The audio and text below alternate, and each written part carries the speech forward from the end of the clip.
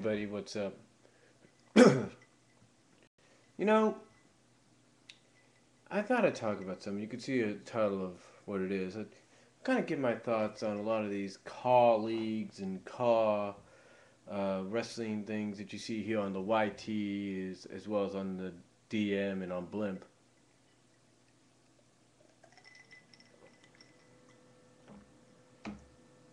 For anybody that's wondering what a CAW is, it's basically short for Creator Wrestler or Creator Wrestling.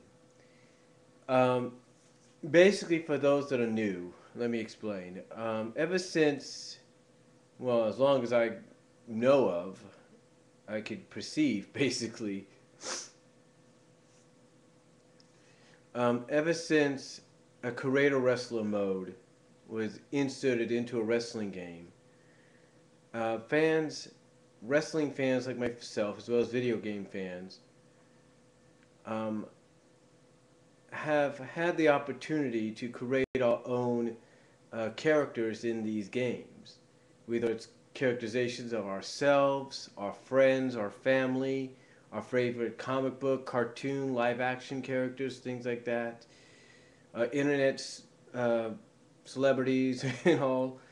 Um, we basically have had the opportunity to do that. Excuse me. We've had the opportunity to do that, and we've had fun doing it. We've had so much fun, as a matter of fact, that a lot of us out there have decided, as you've seen here on YouTube, since its inception, I should say almost, um, that we have created created and showcased these created wrestling promotions or leagues that we create ourselves. And we've actually had, and we create ourselves. And again, like I said, we create them and we showcase them here on, like I said, sites like YouTube and Dailymotion and Blimp. Why? Because we know that, because as fans, just my opinion, from my perspective, we know that the wrestling we watch on television today, like WWE, TNA, and ROH, sometimes, most of the time, it's kind of 50-50. Let's just put it that way. It's kind of 50-50. It's like sometimes it's good and sometimes it isn't.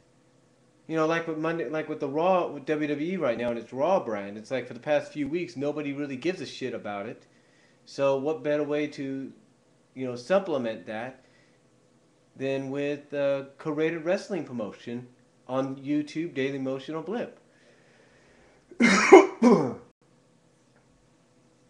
Now, some of these promotions out there are like a who's who sometimes, and well, not a who's who's, but they've basically been very well known over the past few years. We've had the WDEF, which people have created, which is kind of a combination of the created characters as well as the superstars of WWE.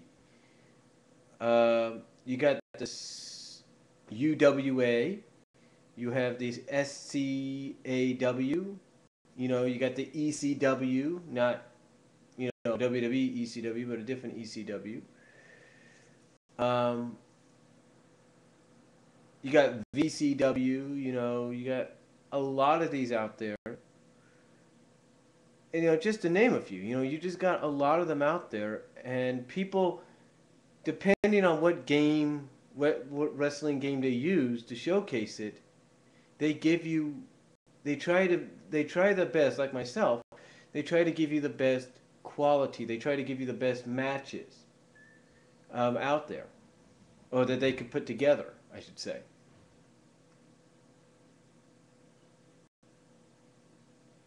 So,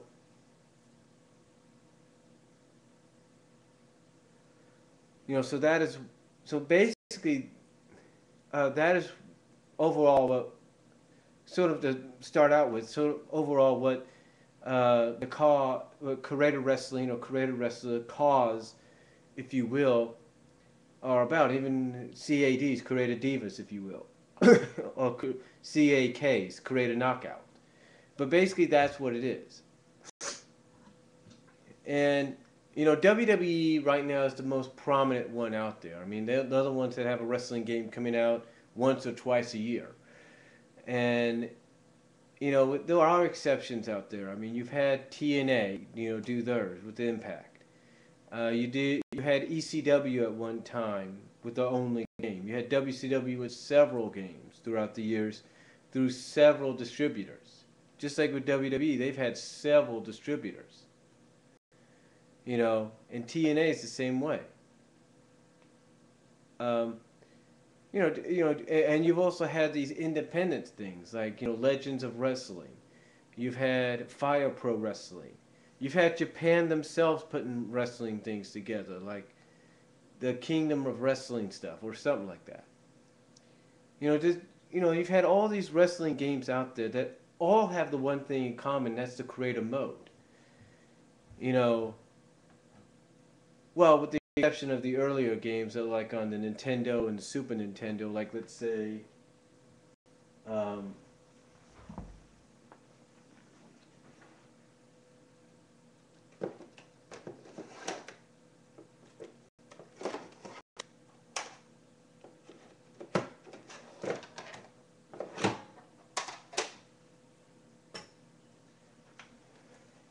like let's say,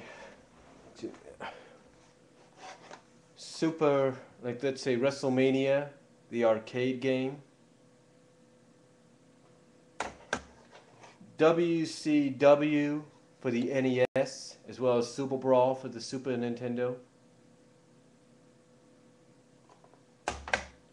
And WrestleMania Challenge along with some other wrestling games of WWE. Right there. Now, with those exceptions, like I said, with a few others, every other game that I know of, I think beginning when we got into maybe the N64 or something like that, I'm not really sure. The N64 PlayStation era, only then did you have the opportunity to create your own wrestlers and stuff. When WWF Attitude came out, that was one of the first times you got to create your own arena. It may not be like what we have in WWE 12 right now, and hopefully in WWE 13 upcoming, but just to create your own different ring environment and all that, along with your characters, that was something. That was something. So, but again, ever since the 64-bit era, like I said, with games like No Mercy and WWF Attitude and even WCW Mayhem and Backstage Assault, I think, and just to name a few, like you've always had the opportunity to create your own characters.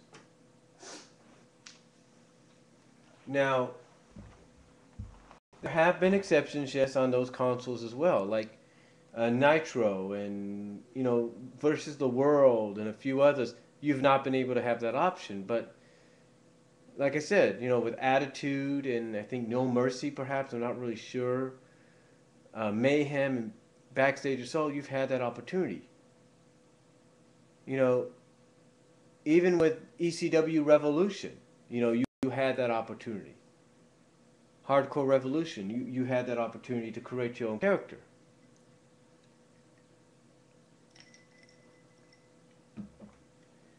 But the thing is, that is and so basically that is one of the reasons people love to create and showcase on YouTube and on Dailymotion and Blimp.tv, showcase what they've created, even if it's just matches they just put together for the heck of it. They enjoy putting it on there for other people to enjoy, to give them an alternative in case, like I said, like I mentioned earlier, things like the real deal, like Raw or SmackDown or Impact or ROH, suck, for the time being. But that's what we like doing it. And now that we have things like WWE 12, which allow you to create your own arena, we don't have to depend on established arenas that are already established in the game.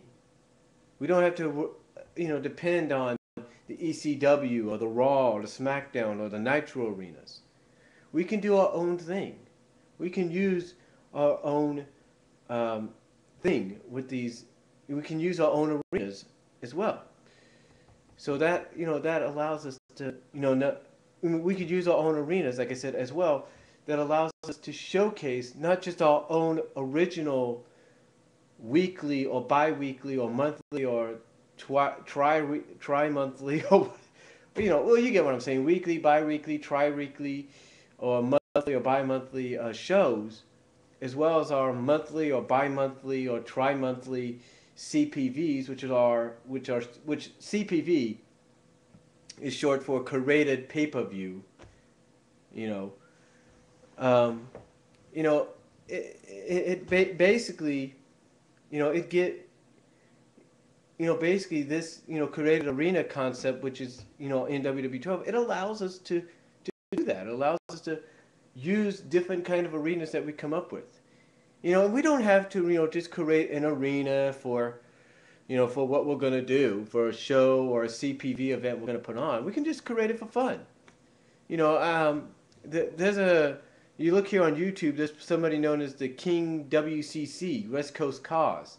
And what they do is they create arenas like you wouldn't believe.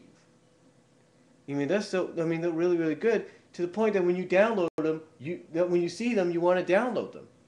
And that's what you do. Of course, it all depends on if you have an Xbox, and that's the only exception.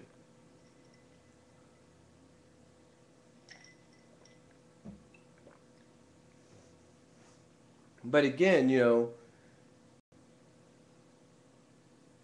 that's the benefit about it. You can curate, or even in some cases go to a thing like Community Curations, depending on your game, and download the arena somebody else created and use it. I mean, I have my colleague, which is the DCWA, and the only arena that I used that was already established so far this year was WrestleMania, and that was it in my WWE 12 game. WrestleMania, and that was it. I created my own Nitro one for my Nitro show that I do every now and then. And I downloaded a Super Brawl arena, which I'm currently using, as many of you have been watching, for my current CPV, which is Super Brawl, in which 4 parts have already been established, already been loaded up, and 2 more to go. So, so people can watch it and get a kick out of that. So that is one of the benefits, again, overall. So that's one of the things people like about colleagues, about the created portion, basically about the cause, if you will, in creative wrestling with these games. It allows you to give yourself and the fans out there alternatives. And I know you're probably sitting there and you're thinking, well, Brian, what about these CPVs? What do you mean by those? Well, it's like I said, CPVs are basically a curated pay-per-view. Now, let me make something perfectly clear. It's not a pay-per-view where you got to pay money or anything. It's a curated pay-per-view. It's basically like it's basically built up, depending on who does it. I mean, I've done a few. There have been more people that are more established. There have been other people with other colleagues in promotion that are more established, that have been doing it for a lot longer than I have, that build up to their CPV events, and they treat them as their actual pay-per-views. That's why they're such big deals. Well, not big deals. That's why, well, yeah, they are big deals, but that's why the names, or the short name CPV, came from, because it's a fans-created version of what a pay-per-view should be in their eyes. And, sometimes, fans, when it comes to the pay-per-views, or even their weekly or bi-weekly or tri-weekly shows, excuse me, they'll even go as far as to record their own voiceovers, to do their own commentary, to do their own ring announcing. In other words, they and a friend, or they and a friend, or individually, or by themselves, they could sit there and do their own commentary, like say something like, "Oh, there he goes. He puts him in a wrist lock. What a move!" or they could have, or with, they could, you know, take a mic like what I have here, and not, like I said, not just do the commentary, but they can also do the ring announcing, like saying, "Coming down the aisle from parts unknown, weighing such and such pounds," and you know, they could do that.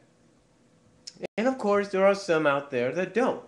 Some out there depend on what's already established in the games. I mean, they could use the created arenas and all that, and the created characters, but they could also just use the voiceovers and the commentary that's already established. Like they could use the Justin Roberts or Tony Chimmels that are already established in the games, as well as use for commentary the Michael Cole and Jerry Lawler. Or in case, or in other people's cases, like say mine, we just let when it comes to our CPV events, we just let the action speak.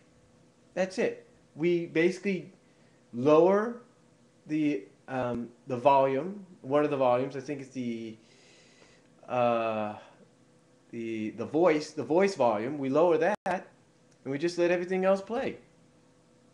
You know, and again, we let the action speak louder than the words,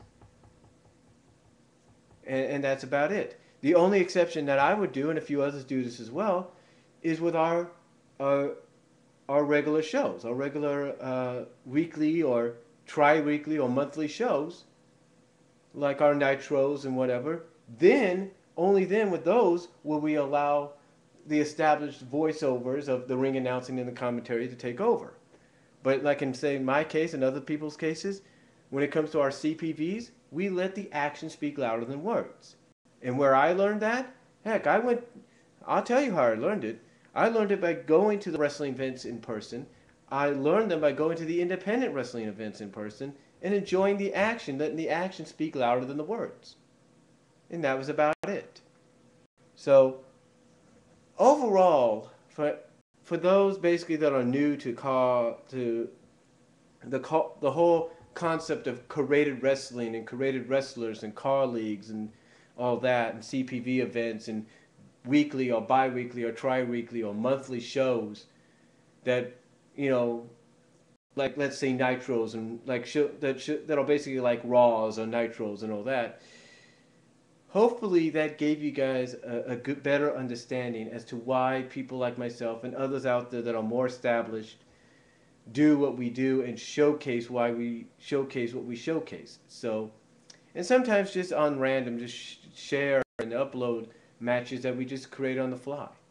So, hopefully that helped out, and that's just my take on it all for you guys that are new, and just for the just to anybody else that does what I do and probably does it better sometimes. So, you got any comments, responses? Let me know down below, and I will talk to you all later. You all have a good day.